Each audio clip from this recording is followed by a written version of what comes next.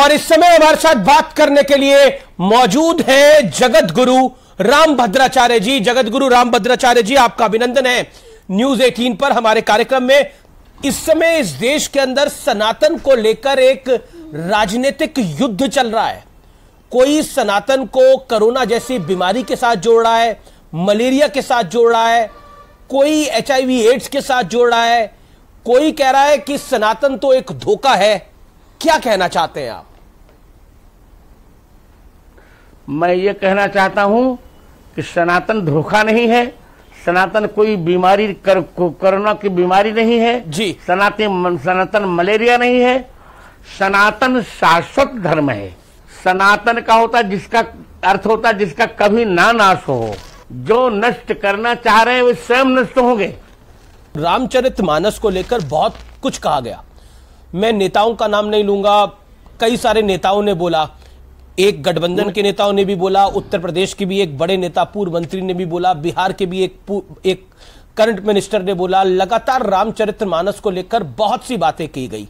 अब सनातन धर्म को लेकर कहा जा रहा है, तो क्या आपको लगता है ये पूरी प्लानिंग के तहत हो रहा है? पूरी प्लानिंग के तहत हो रहा है, षड्यंत्र के तहत हो रहा है।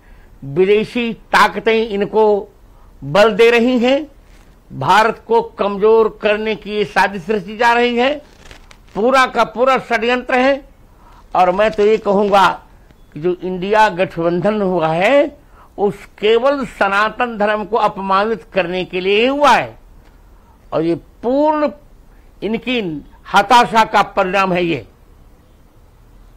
आप बड़ा आरोप लगा रहे हैं कि इंडिया गठबंधन जो है वो सनातन को टारगेट करने के लिए ही हुआ है।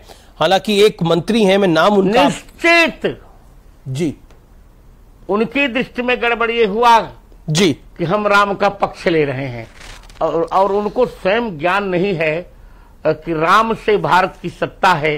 रा का अर्थ है राष्ट्र और म का अर्थ है मंगल। राम के बिना भारत की सत्ता कैसी? राम मंदिर बन रहा है जी, सनातन धर्म की चारों ओर से विजय हो रही है, हिंदुत्व बुलंदियों पर जा रहा है, तो उनको हताशा होती जा रही है। और सब लोग पागल हो चुके हैं, जो मन में आता वही बोल देते हैं। आप कहते हैं कि हिंदुत्व को देव मानो, भारत को राष्ट्र मानो, क्योंकि विपक्ष इस देश को बेचना चाहता है। लेकिन विपक्ष का आरोप है कि यह सरकार जो है ये बंटवारे का काम करती है, बांटने का काम करती है। ये विपक्ष का आरोप है। लेकिन आप बंटवारे का काम अमित जी बंटवारे का काम तो इनने किया और इनके पूर्वजों ने किया। भारत के प्रथम प्रधानमंत्री की दुर्नीति के कारण ही पाकिस्तान का बंटवारा हुआ। 370 धारा लगाई गई, तो बंटवारे का काम 3 लोगों ने किया, हमने नहीं किया। हम तो जोड़ने का काम कर रहे हैं जी। लेकिन देखिए, बातें तो बड़ी सारी हो रही है, बात तो अखंड भारत की भी हो रही है। बात तो ये हो रही है कि अब इंडिया नहीं, अब भारत कहना चाहिए। इसको लेकर भी बहुत सारे वाद विवाद। आपको क्या कहना है इस विषय के ऊपर? देखिए, मैं पढ़ा लिखा व्यक्ति हूं। किसी भी देश के 2 नाम आपने नहीं सुने होंगे, और भारत के जो 2 नाम सुनाई पड़ रहे हैं दुर्भाग्य ही है। भारतीय संविधान का पहला वाक्य ही गलत है, जिसमें कहता है इंडिया दैट इज भारत। इसका मूल नाम भारत ही है और भारत ही रहना चाहिए। इंडिया कहने में गुलामी झलकती है जी, इंडिया कहने में आक्रमण झलकता है, इंडिया कहने में भारत की दास्तां झलकती है, इंडिया कहने में भारत के स्वाभिमान का संवर्धन झलकता है, इंडिया कहने में भारत माता का अपमान झलकता है।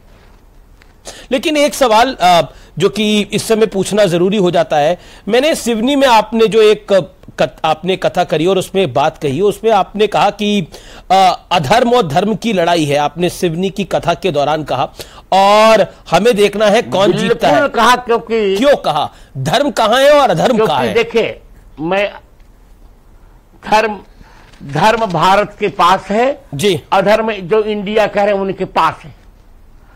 आपसे एक सवाल मैं पूछना चाहता हूं, संत होने के नाते आपको हनुमान चालीसा में एक पंक्ति आती है, शंकर सुवन केसरी नंदन, लेकिन इसका अर्थ क्या शंकर स्वयं केसरी नंदन है? अगर आप थोड़ा सा संक्षेप में बता पाए गुरुवर। हाँ, मैं बताना चाहूंगा, शंकर सुवन का अर्थ होता है बेटा जी। तो हनुमान जी शंकर जी के बेटे नहीं हैं, बल्कि राम जी की सेवा के लिए हनुमान जी शंकर जी स्वयं हनुमान जी बन गए थे। इसलिए पुरानी प्रति का पाठ यही है, शंकर स्वयं केसरी नंदन, शंकर सुवन नहीं। कभी हनुमान जी को किसी शास्त्र ने शंकर जी का बेटा नहीं कहा, बल्कि यही कहा कि शंकर जी स्वयं हनुमान जी बन के आ गए। तो ये पंक्ति है शंकर स्वयं केसरी नंदन, शंकर सुवन नहीं है जी। पुरानी प्रति देखिए 4 अशुद्धियां हैं, शंकर स्वयं केसरी नंदन एक, और दूसरा सब पर राम तपस्वी राजा गलत है, सब पर राम राय सिर ताजा 2, तीसरा राम रसायन तुम्हारे पास सदा रहो नहीं सादर हो रघुपति के दासा 3, और चौथा जो 7 बार पाठ कर कोई नहीं, यह 7 बार पाठ कर जोई छोटे बंद महासुख होई।